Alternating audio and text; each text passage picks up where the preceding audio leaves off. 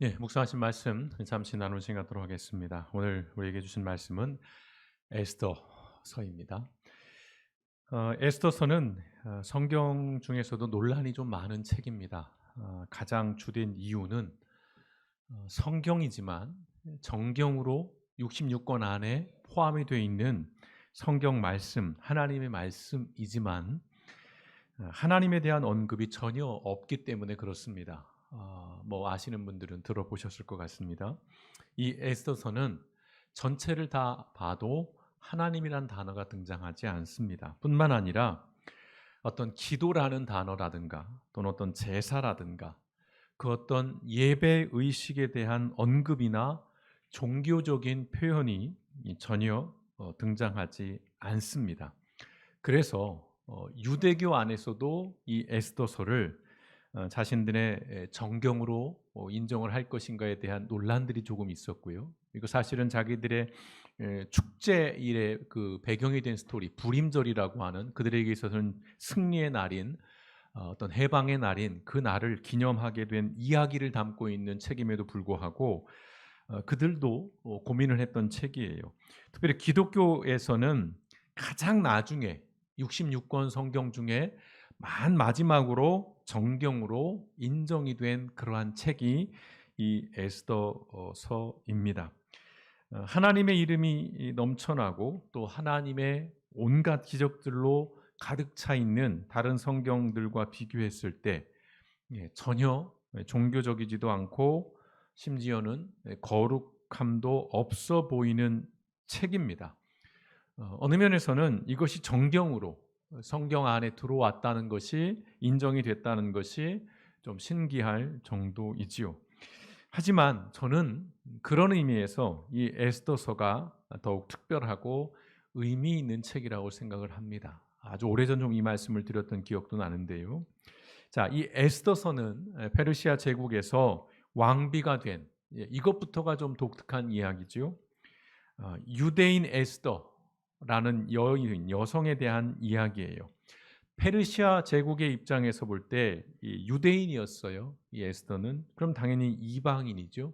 더구나 페르시아와 어깨를 나란히 하거나 최소한 나라로서 국가로서 인정받는 그러한 출신, 그러한 국가의 출신이 아니라 오히려 지배를 받고 있던 패망한 이스라엘의 후손인 이 이방 여인이 그 페르시아 제국의 왕비가 되었다는 것, 이것만으로 굉장히 놀라운 일이죠. 대제국이었던 페르시아의 왕비가 되기에는 전혀 격이 맞지 않는 또 바라볼 수 없는 그런 신분이었습니다. 그럼에도 에스더는 왕비가 되지요. 에스더서에서는 그것을 하나님의 역사, 하나님의 은혜라고 명시적으로, 구체적으로, 종교적으로 말하지 않아요. 어디에도 그런 표현은 없습니다. 분명한 것은 에스더가 왕비가 되었다는 사실이고 그 현실이라는 것입니다. 그러다가 어느 날 이 페르시아 왕의 2인자였던 하만이라고 하는 사람이 자신에게 절하지 않는 어, 모르드게라고 하는 유대인으로 인해서 불같이 화를 냅니다. 야, 네가 뭔데 나한테 인사를 안 해? 절을 안 해? 나를 존중하지 않아? 뭐 이런 거죠. 모르드게는 어떤 사람이었냐면 에스더의 사촌이었어요. 친족 관계에 있는 사람. 이제 화가 난 하만은 그 개인적인 복수심으로써 페르시아 제국 안에 남아있던 모든 유대인들을 진멸하기로 결심합니다. 다 죽여버리겠다는 거예요. 그 정도의 권력이 있었고 그 정도의 지위에 있었던 사람이니까요. 하만은 이제 왕을 이용해서 유대인을 학살해도 좋다라고 하는 조서, 칙령까지 받아냅니다. 공식화된 거예요. 불법이 아닌 겁니다. 합법적인 일이 되는 거예요. 한 사람의 부당하고 무모한 분노가 수천, 수만의 생명을 앗아가는 일은 그때나 지금이나 여전히 반복되고 있는 것. 그것이 우리의 현실인 것 같습니다. 이 음모를, 이 하만의 이 계략을 전해들은 모르드게는 이제 급하게 에스더를 찾아갑니다. 그러면서 도움을 요청해요. 그것이 오늘 우리가 에스더서에서 가장 유명하게 알려진 그 말씀 4장 13절에서 14절의 말씀이에요. 자, 왕후께서는 궁궐에 계시다고 하여 모든 유다 사람이 겪는 재난을 피할 수 있다고 생각하십니까? 라는 말을 하는 겁니다. 지금 유대인들이 다 죽게 생겼는데 당신은 유대인이지만 그러나 신분이 왕비예요. 그러니까 당신은 안 죽겠거니 그렇게 생각하느냐는 거예요. 당신도 죽을 거란 얘기를 담고 있는 것이죠. 그러면서 이런 때에 왕후께서 입을 다물고 계시면, 침묵하시면 유다 사람들은 다른 곳에서라도 도움을 얻어서 마침내는 구원을 받고 살아날 것이지만, 유다인들이 다른 어떤 힘을 통해서, 여기에 전제되어 있는 것은 어떤 하나님에 대한 그런 고백이겠죠. 결국은 살아나겠지만 그러나 침묵하게 되면 왕후께서는 이런 때에 왕과 왕후의 집안은 멸망할 것입니다 라고 얘기를 하는 거예요. 어느 면에서 좀 겁박을 주는 거죠. 그리고 이 말을 하죠. 왕후께서 이처럼 왕후의 자리에 오르신 것이 바로 이런 일 때문인지를 누가 압니까? 라고 해요. 당신이 그 자리, 영어 성경의 포지션입니다.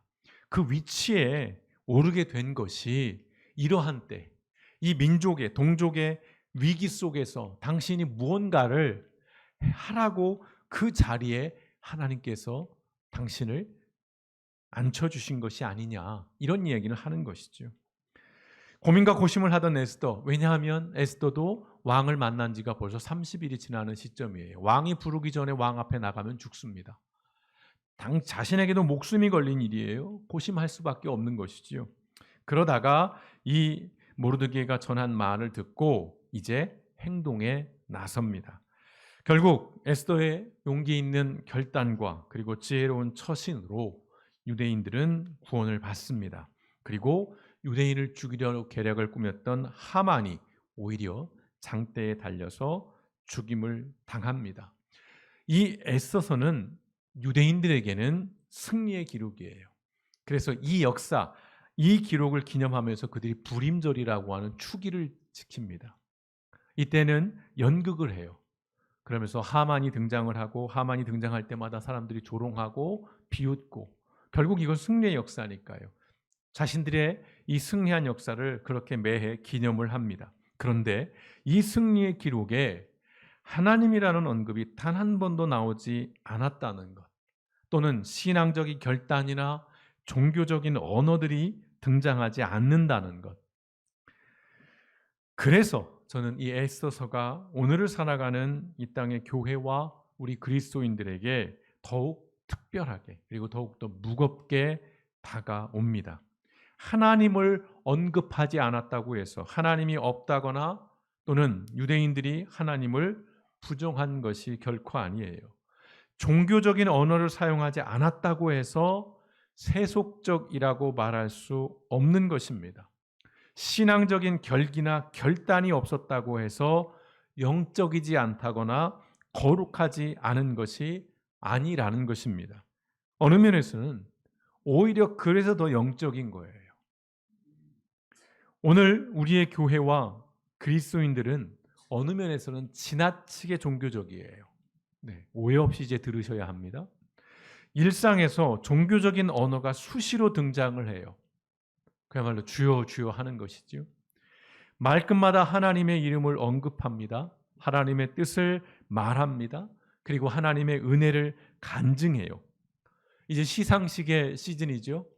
시상식에서 이른바 연예인들, 예술인들이 상을 받으면 그 가운데 크리스찬들이 그 사람들 앞에서, 그 많은 대중들 앞에서 공개적으로 하나님께 영광을 돌린다라고 하는 그런 간증을 해요. 자신의 신앙을 고백함과 동시에 세상에 하나님의 이름을 높이는 거예요. 하나님께 영광을 돌리는 거고요. 그리고 사람들은 그것을 복음을 전하는 일로 여깁니다. 그래서 사명감으로 그런 공식 석상에서 신앙과 종교의 언어를 사용합니다. 연예인들뿐만이 아니죠. 고위 공직자들 중에도 청문회를 하는 중에 신앙의 언어로서 자신의 신념과 철학을 드러내는 사람들이 있어요. 그러면 그리스도인들은 이러한 모습을 보면서 저 사람이 신앙을 고백했고 세상에 복음을 전했다라고 칭송을 해요. 저는 뭐 그런 태도나 모습에 대해서 지나치게